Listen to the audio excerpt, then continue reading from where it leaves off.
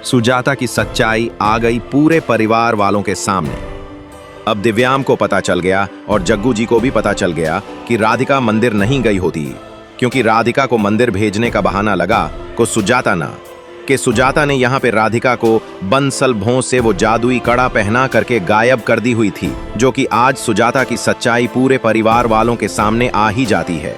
सुजाता ने जिस सच्चाई को इतने दिनों तक छुपाती चली आ रही थी, लेकिन अब सुजाता का भांडा पूरे परिवार वालों के सामने फूट जाता है। दिव्यम बोलता है कि माँ, आपने राधिका को जान से मारने के लिए कोशिश भी की थी, क्योंकि आप ही ने उस जादूगर का जादुई कड़ा और चाबी चुरा करके राधिका के हाथों में पहना के राधिका को गायब की हुई थी। और फिर भी माँ, आज आपने राधिका के ऊपर इतना बड़ा आरोप लगा रहे हो।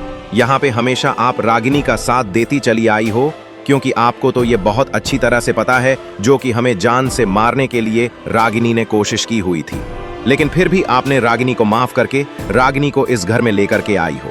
आज बंसल परिवार के पूरे परिवार वालों को ये भी मालूम पड़ जाता है कि सुजाता ने रागिनी को जेल से रिहा कराकर लेकर के आई हुई थी, क्योंकि आज तक अगले किसी को इसके पहले पता नहीं चल पाया हुआ था कि आखिर में रागिनी जेल से रिहा होकर कैसे आई थी। लेकिन आज सभी लोगों को पता चल जाता है, रागिनी को जेल से रिहा कराने वाला कोई और नहीं, बिल्कुल सुजाता रहती है। सुजाता की सच्चाई जब पूरे परिवार वालों के सामने आ जाती है, तभी जग्गू जी को बहुत ज्यादा गुस्सा आ जाता है सुजाता के ऊपर, जो कि यहाँ पे जग्गू जी गुस्से में आकर के सुजाता को एक जोरदार थप्पड़ खींच के मार देते हैं। यहाँ पे सुजाता को बहुत जल्द बंसल भवन से बाहर कर दिया जाएगा। आप सभी लोगों के बीच में मंगलवार को देखने के लिए मिलेगा। पूरे परिवार वालों के सामने जब सुजाता की सच्चाई आएगी, तो फिर जग्गू जी को जैसे ही गुस्सा आएगा, जग्गू जी जा करके एक जोरदार थप्पड़ सुजाता को खींच के मार देते। यहाँ पे जग्गू जी अब सुजाता के गलतियों को माफ नहीं करने वाले हैं। आने वाले अगला ट्रैक में मालूम पड़ेगा सुजाता के साथ में क्या किया जाएगा। राधिका और दिव्याम हुए एक। जी हाँ दोस्तों, आप सभी के फेवरेट सीरियल मानती सुंदर में राधिका जब जादूगर को चाबी लौटा दे, दिव्यम ने निकाला। रागिनी को घर से बाहर राधिका बताएगी सबको सुजाता की सच्चाई। राधिका 24 घंटे पूरे होने से 5 सेकंड पहले करें और चाबी ढूंढकर जादूगर को दे देती है, लेकिन जादूगर राधिका को धोखा देता है और पूरे परिवार को बर्फ से वापस ठीक करने से मना कर देता है। पर दोस्तों, राधिका के काफी मिन्नतों के बाद जादूगर उससे एक पहेली पूछता है और कहता है, अगर पहेली का सही जवाब दोगी तब तुम्हारा पूरा परिवार फिर से ठीक हो जाएगा, और जवाब गलत होने पर सब लोग हमेशा के लिए गायब हो जाएंगे।